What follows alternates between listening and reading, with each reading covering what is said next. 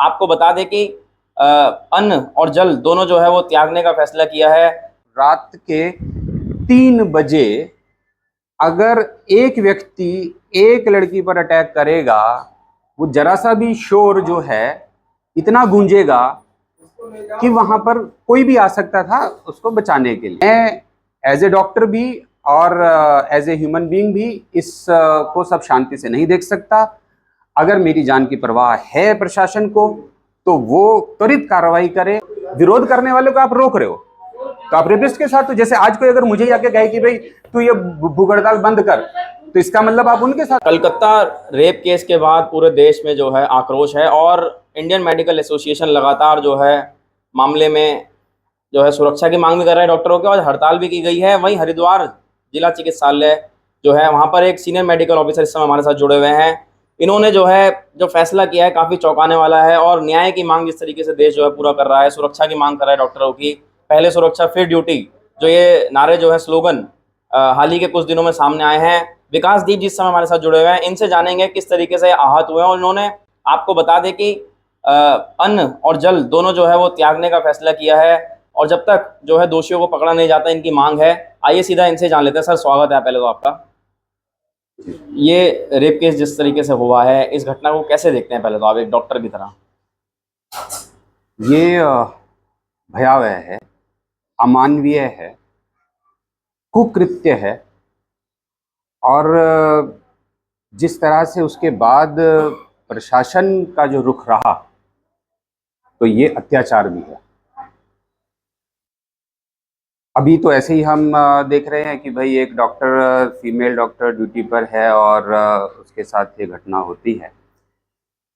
मानता हूं कि हर एक व्यक्ति के पीछे एक पुलिस वाला नहीं बिठाया जा सकता, ठीक है, सुरक्षा रखी जाती है तब भी खामियां हो जाती हैं, तब भी घटनाएं हो जाती हैं।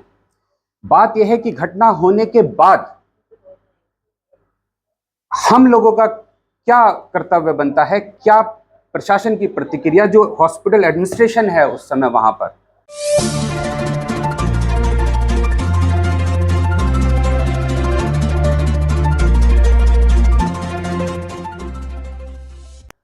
अब आप यही को लो, ये अस्पताल है और मुझे ये जिम्मेवारी दी गई है कि ठीक है आप भाई रख रखाव करें, और यहाँ हमारे अस्पताल में कोई घटना होती है तो हमारा सबसे पहला क्या होगा कि हम उनके पेरेंट्स को इन्फॉर्म करेंगे, सच्चाई बताएंगे, उनको दिखाने के बाद उसको सील ऑफ करेंगे उस एरिया को, फोरेंसिक टीम बुलाएंगे, पुलिस बुलाएंगे, तुरंत इन्वेस्टिगेशन स्टार्ट होगी।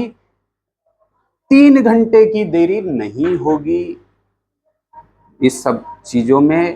पहला ये, दूसरा ये कि उसके बाद मतलब पता चल रहा है, अच्छा जी, मतलब पोस्टमार्टम रिपोर्ट ये बता रही है कि इतना ब्रूटल एक्ट हुआ है और उसमें कोई एक व्यक्ति, हाँ जी, ये एक व्यक्ति आया और एक व्यक्ति ये करके चला गया और वो अपना ब्लूटूथ छोड़ के चला गया और भाई हमने पकड़ लिया और वो खुद कह रहा है जी हाँ जी मुझे फांसी दे दो।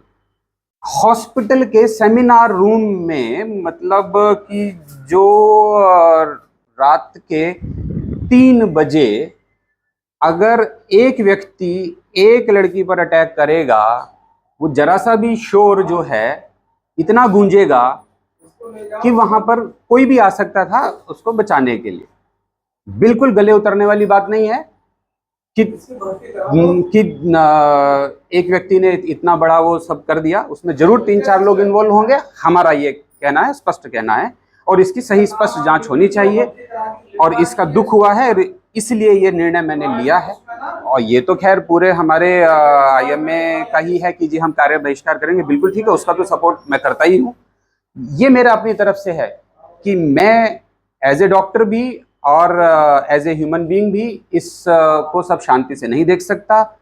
अगर मेरी जान की परवाह है प्रशासन को तो वो त्वरित कार्रवाई करे और सच्चाई से इन्वेस्टिगेशन करके आरोपियों को पकड़े और जो भी जायज सजा है वो दे। मैं नहीं कह रहा कि भाई फांसी दे, ये ठीक है, ये एक भावना की बात है और ये कोर्ट डिसाइड करेगा, लेकिन इन्वेस्टिगेशन करना, उनको कटघरे में लाना, वो ईमानदारी से होना चाहिए, बस मेरा इतना कहना है।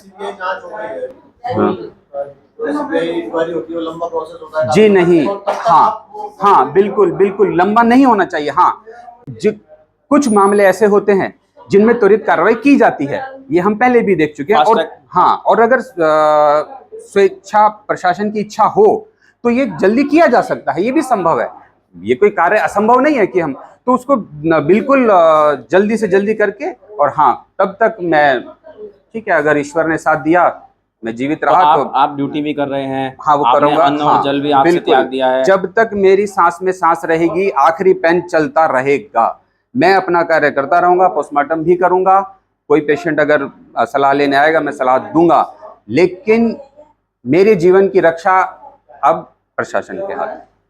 अब इस केस को, क्योंकि निर्भया कांड एक दिल्ली में हुआ था, जी बिल्कुल। अब कलकत्ता में ऐसा कांड हुआ है, हाल ही में भी 2-4 दिन पहले उत्तराखंड के उधम सिंह नगर से भी हाँ। ऐसा मामला सामने आया है। हाँ। तो ये मामले जो हैं आते हैं, प्रोटेस्ट होता है, फिर लोग थोड़े दिन तक मोमबत्तियां कैंडल लेकर मार्च करते हाँ। हैं, फिर लोग भूल जाते हैं और दोबारा से ऐसी घटनाएं देश के अंदर हो रही हैं। तो मतलब ऐसी घटनाएं दोबारा हो रही हैं, क्या मानते हैं आप, इसमें क्या होना चाहिए? हाँ बिल्कुल।